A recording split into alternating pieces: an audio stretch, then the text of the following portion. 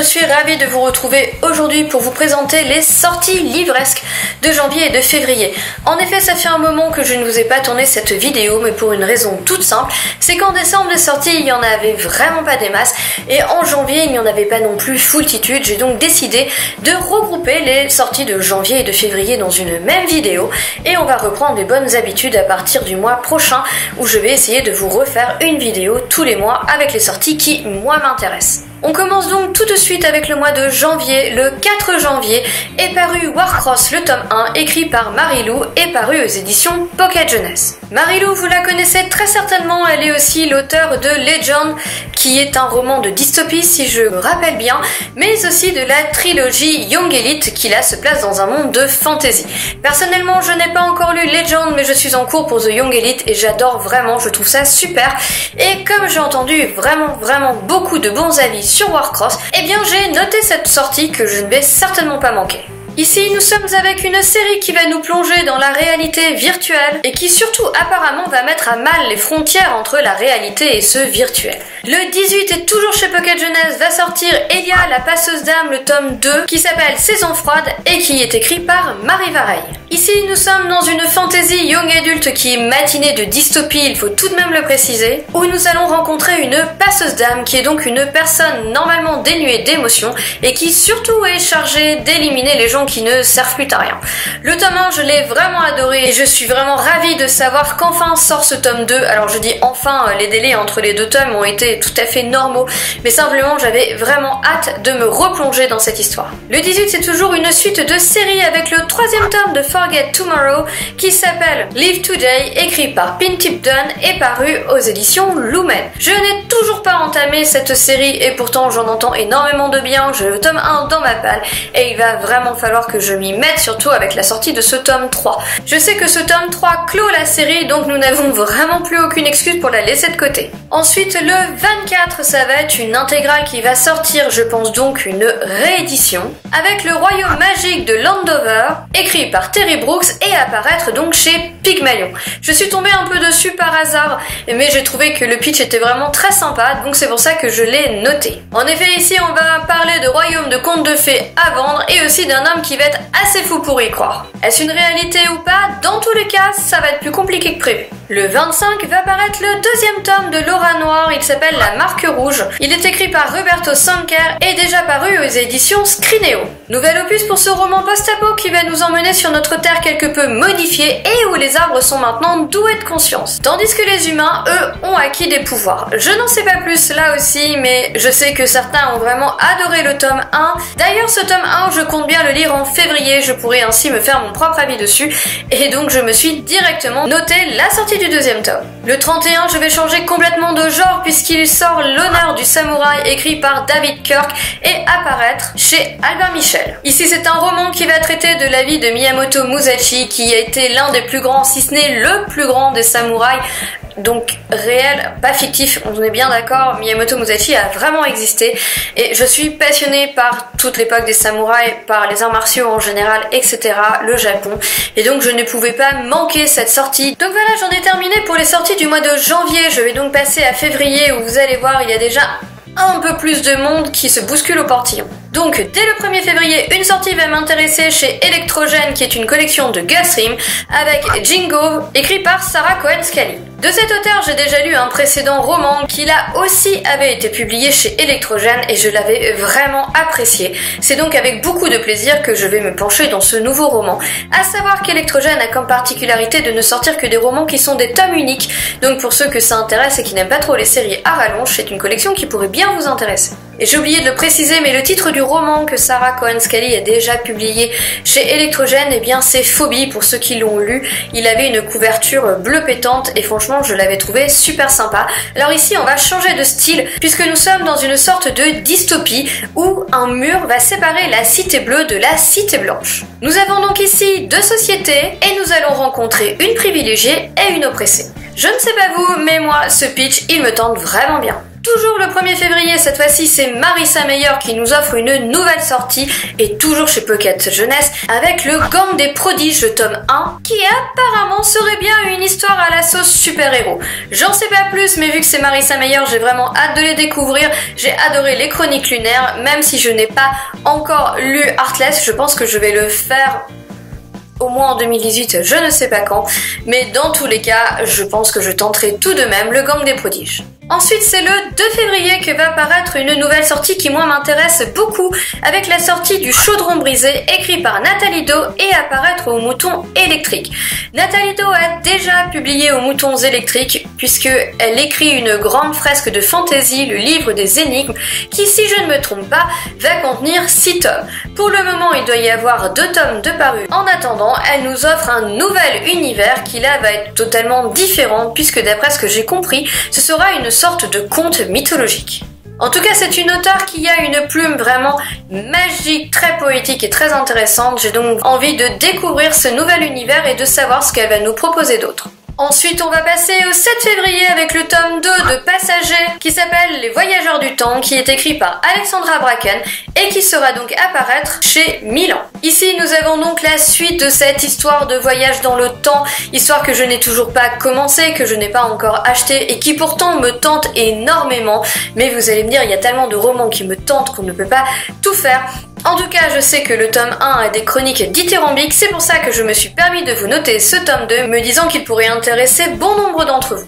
Toujours le 7, nous allons avoir un nouveau roman chez Hachette avec le tome 2 de Destiny, écrit par Cecilia Ahern. Ce deuxième tome va s'appeler Parfaite et au fait, il va sortir dans la collection Black Moon, puisque je crois bien que Destiny appartient à la collection Black Moon. Nous sommes ici dans une dystopie où chacune de vos imperfections ne sera ni plus ni moins qu'imprimée dans votre peau.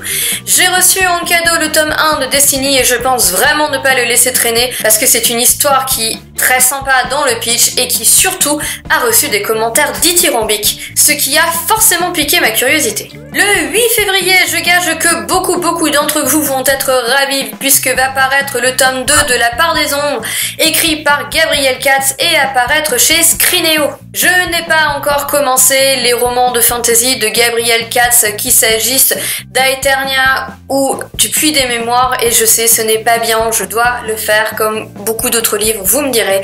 Mais d'après ce que j'ai compris ici, c'est un tome 2 sur 2, c'est donc un diptyque, et c'est un spin-off d'Aeternia ou du Puits des Mémoires. Je pense que ça se passe donc dans le même univers, je n'en sais pas plus. Je sais simplement que pour ceux qui aiment la fantasy, c'est assez génial et que Gabriel Katz a l'art, a priori, de faire des cliffhangers de malade.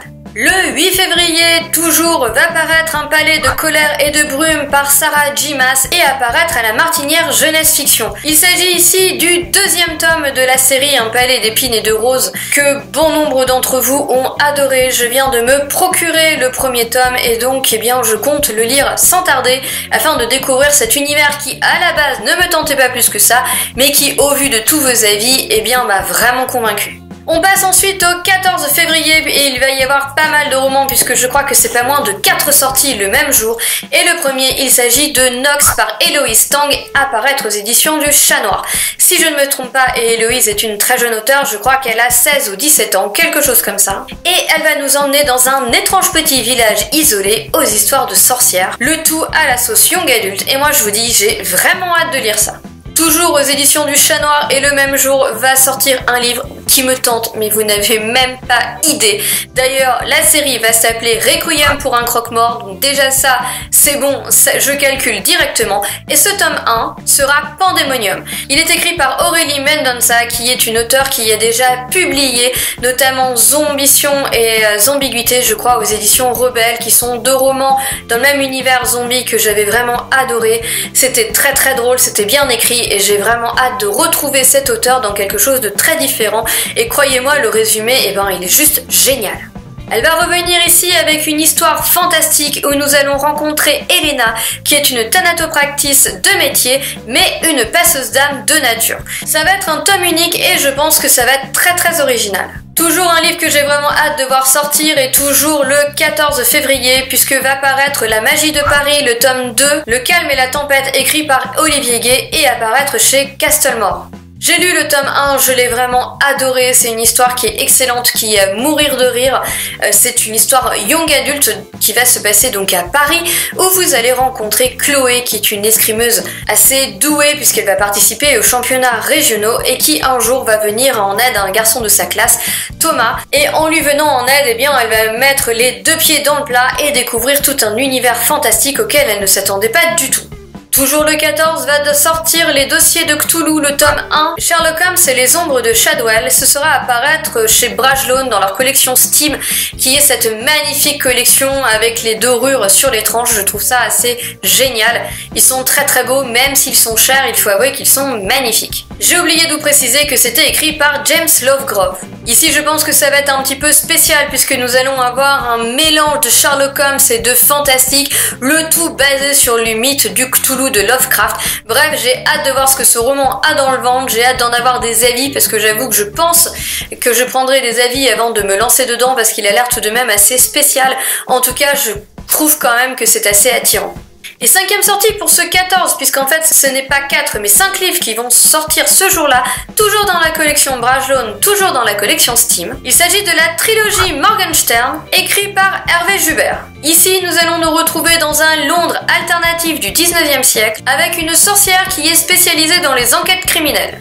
D'après ce que j'ai compris, la 4e de couverture nous promet une traque de suspects qui conduira les personnages à voyager dans le temps et l'espace. Le 15 février, cette fois, ça va être le tome 2 de Child of Magic qui va paraître et qui s'appellera Child of Shadows, écrit par V.E. Schwab et publié chez Lumen. Je viens de commencer le premier tome et je sais que l'on va être entraîné dans une histoire fantastique avec 4 Londres qui sont des Londres parallèles et qui va parler de magie et en fonction des Londres, vous aurez plus ou moins de magie. Pour l'instant, ça commence très bien mais je dois dire que je n'ai vraiment pas lu grand chose, je ne peux donc pas vous donner mon avis dessus. Enfin, les 2 derniers romans que j'ai notés pour le mois de février, ils vont paraître le 22, avec le tome 1 de La Cour de Nyx, Minuit jamais ne vienne, par Marie Brennan et apparaître chez La Talente Édition. Quand les fées débarquent en Angleterre au XVIe siècle, je pense que ça peut donner une histoire très originale. Enfin, le dernier roman va paraître dans la collection R puisqu'il s'agit du tome 1 des Belles, écrit par Daniel Clayton.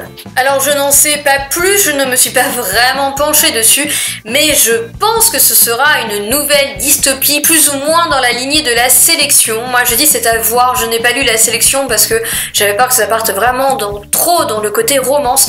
Donc ici c'est à voir dans quelle direction ça va partir. Est-ce qu'on aura plus en avant la dystopie ou plus en avant la romance? En tout cas, je l'ai noté et je n'oublierai pas de me renseigner dessus.